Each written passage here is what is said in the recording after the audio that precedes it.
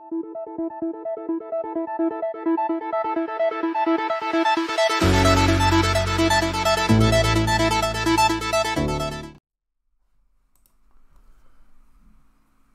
but de cette capsule vidéo est de connecter un lecteur personnel à un utilisateur. Donc, on va connecter le lecteur U dans la session, par exemple, de l'utilisateur Marie Labonté. Pour commencer, on va aller s'assurer qu'on a tous les éléments en place pour connecter le lecteur personnel.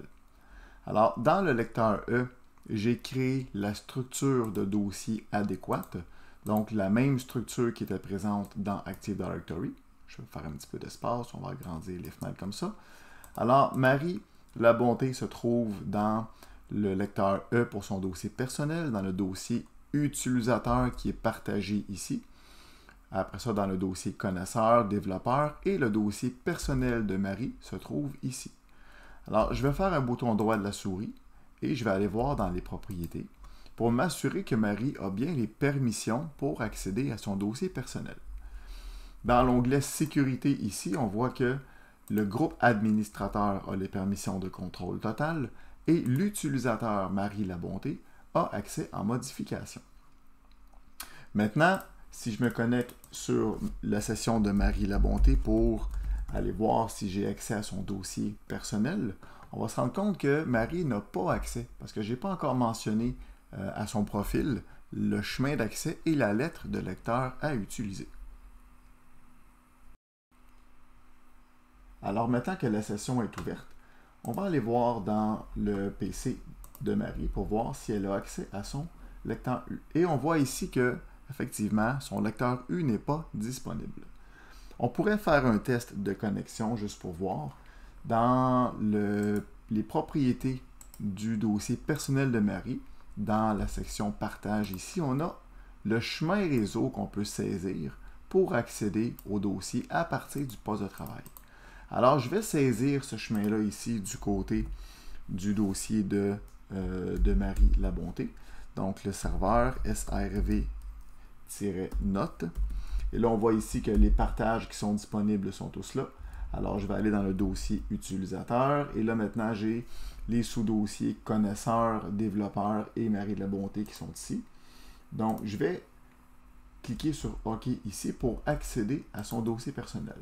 Alors, on voit que comme mes permissions sont valides, je peux maintenant accéder au dossier de Marie, je peux créer un dossier, je peux aussi supprimer un dossier parce que j'ai les permissions pour le faire. Cependant, à ce point-ci de la configuration, Marie n'a pas accès automatiquement à son dossier, alors c'est ce qu'on va faire. Je vais copier ici le chemin d'accès, donc CTRL-C ici. Et je vais venir voir dans la console de gestion Active Directory et on va aller modifier le profil utilisateur de Marie Labonté. Alors, Marie Labonté est dans l'unité d'organisation utilisateur, connaisseur et développeur. Donc, j'ai le profil ici de Marie Labonté. Je vais faire un bouton droit de la souris, propriété, ou on pourrait aussi faire un double clic sur l'utilisateur. Et dans l'onglet Profil ici, on voit que le dossier de base, qui est le dossier personnel, est vide. Donc, je vais dire au profil de Marie Labonté, connecte un lecteur réseau. On va choisir le lecteur U, qui est un peu comme une convention sur un réseau informatique pour un dossier personnel.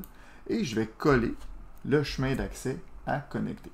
Donc, quand Marie va ouvrir sa session, automatiquement, le serveur va lui dire « Viens te connecter avec le lecteur U au dossier réseau qui est ici, donc sur le serveur note, dans le partage utilisateur, viens parcourir le sous-dossier connaisseur, développeur et viens connecter le dossier Marie Labonté. » Je vais faire « Appliquer » et une fenêtre va apparaître pour me dire que le dossier de base que je veux connecter, donc serveur note, utilisateur, connaisseur, développeur, Marie Labonté, existe déjà. C'est normal parce que je l'ai créé avant tantôt. Et là, le serveur me pose une question hyper importante. Voulez-vous que cet utilisateur ait le contrôle total de ce dossier?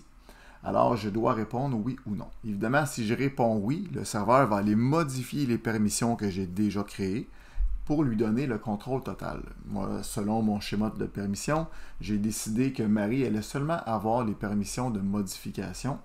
Et comme c'est déjà configuré, je vais dire non pour refuser le contrôle total. Donc, je vais faire OK ici pour accepter les paramètres du profil de Marie. Et maintenant, je vais fermer la session de Marie, se déconnecter, et je vais me reconnecter à la session pour voir les modifications qui vont être effectives. Alors, je vais réouvrir la session de Marie.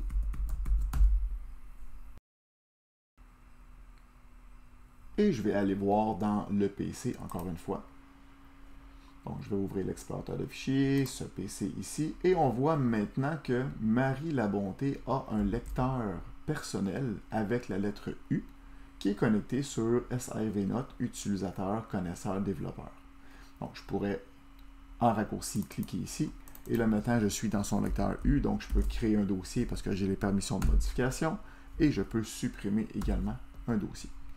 Ça, c'est une façon parmi tant d'autres de connecter un lecteur réseau. Dans une capsule ultérieure, je vais vous montrer comment connecter un lecteur personnel de d'autres façons.